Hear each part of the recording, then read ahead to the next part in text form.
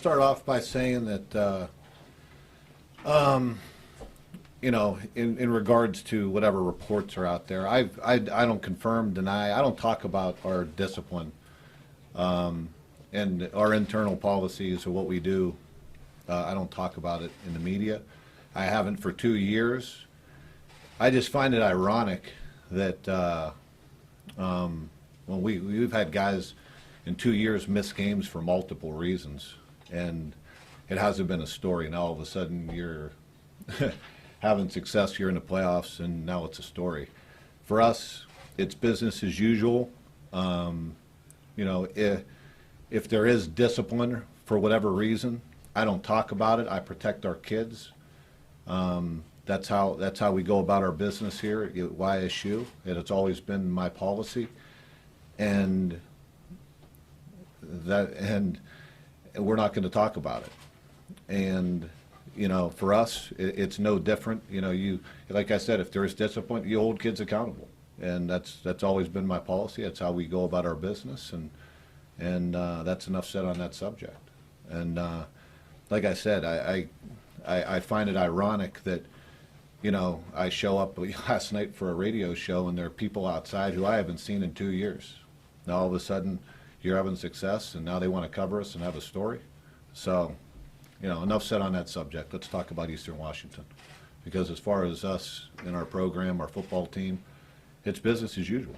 So we're looking forward to going out and playing a heck of a football game against a good football team, and we look forward to the challenge.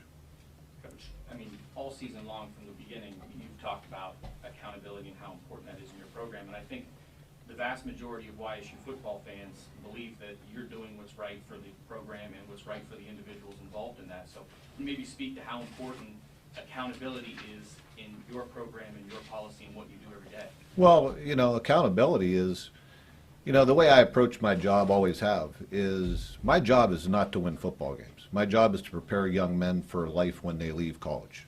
And a big part of that is discipline, accountability, building the things necessary for them to have success in life. And that's the bigger picture. And along the way, I always believe if you're doing that the right way, you're going to win football games.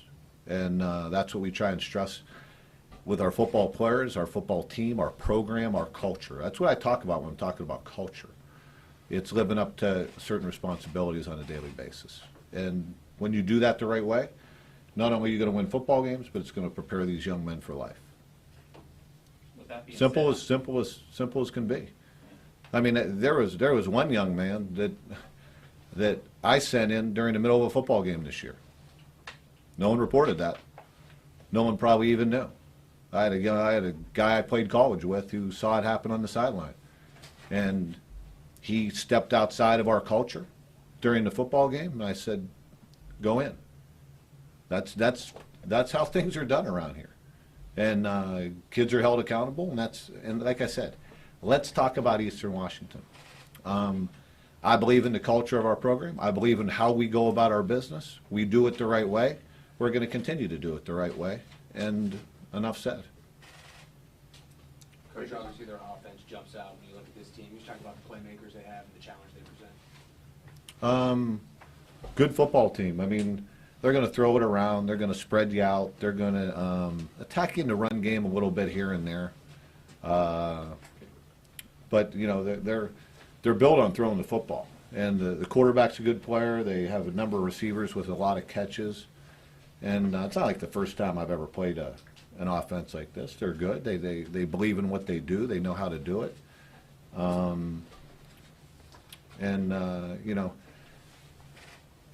Our defense, I think, has been, we've been challenged this way before. A number of teams that can throw the football well and spread you out and do those types of things. It's about as night and day from last week as you can get. You talk about going from one extreme to the other. That's what's happening this week. But, like I said, I think I have experience playing against offenses like this. And these guys pose some different challenges here and there, unique in certain ways. But it's about getting a good plan together. I always believe, like I know Dana hears it all the time, is we take care of our preparation. We take care of us. We build a blueprint, prepare the right way, and then let it all hang out. Oh, I know it's all about you guys, but this core of receiver seems to be really, really good. I mean, are they kind of the best that you'll face collectively? Well, if you look at the numbers, yeah. I mean, the numbers are pretty staggering. You talk about, 100 and some catches for one guy and 70, I think 76 and 75 for two others. So they throw it around a lot. They catch a lot of footballs, and we got to do what we need to do to offset that. What impact do you think the weather might have on their ability to throw as well as they typically do? I don't know that. I mean, right now, I think the forecast says it's going to be a high of 0, and which is, which could be. I think somebody said, I think I read a report somewhere where that's maybe the lowest temperature in their history in that stadium. So I can't begin to say. I mean, I played in some cold games, Green Bay and such. I don't really begin to. You just gotta. I think you have to go into it. One, with the notion that they're going to be able to execute their offense the way they're used to doing it, and two, have a plan in case you see that the elements do have an effect. So you got to be ready for both scenarios. But we're going to approach it that they can run their offense, and then plan B is if it becomes really difficult out there. Okay. What are our answers then if it becomes more of a, running situation? You can't really prepare for that, but you take, not precautions, but you kind of, I don't know, go inside, turn the air down to 0 in the lots. I don't think you can simulate what we're going to see on Saturday. Believe me, I've thought about it, and a lot of things you think about, but at the end of the day, you have to prepare the right way. You have to prepare, do what you have to do to get your kids to be able to prepare, and have a good week of preparation, and then you deal with the elements on Saturday. I always go back to when I was in Green Bay.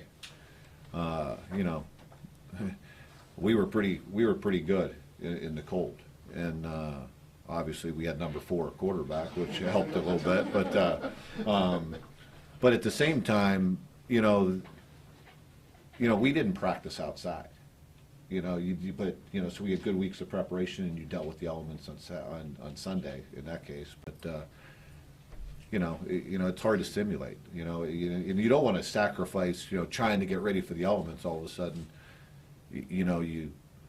there are pluses and minuses to everything. So we'll be out in the cold a little bit. We'll be inside a little bit. And I know one thing: we're not going to be able to simulate 0-degree weather.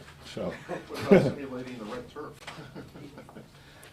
I said this, at some point we'll get our guys out on that field so they can catch some balls and, see if there's anything with the background. But, I've played, let's say they wear red jerseys, which somebody asked about red on red. Well, I played teams on the grass that wore green, and it didn't affect us much. So, you can sit there and overthink this all the time. I'm not intelligent enough to do all that, so I just get them ready to play. A lot of talk about their offense, obviously, but they've scored 69 unanswered points in the last 2 games, so they must be doing something right defensively. Talk about that side of the ball. Yeah, I think they do a good job. They mix it up. I think they created a number of takeaways in this last football game. They kind of got out ahead of it, and I don't know if Richmond handled the elements real well.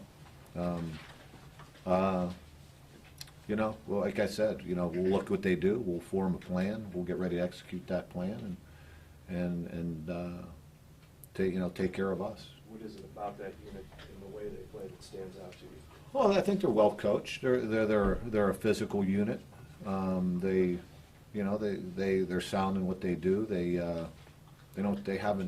been pretty good at not giving up a bunch of big plays, and they're a good football team. What's Zach's status? Zach's status, is he healthy, 100%? Yeah, I don't know if he's 100%, but he's hopefully he has a good week of preparation. I think I was saying, I don't know where I was saying it, maybe on the radio show, that You know, the thing that hurts a kicker, kicker is about getting into a rhythm. It's kind of like a golfer, or really anybody that plays sports. It's about preparation. And when he hasn't been 100%, he hasn't been able to, it's kind of hindered his preparation a little bit. Hopefully he's feeling good enough that he can get back to his normal preparation, which will usually lead to him having more success on Saturday,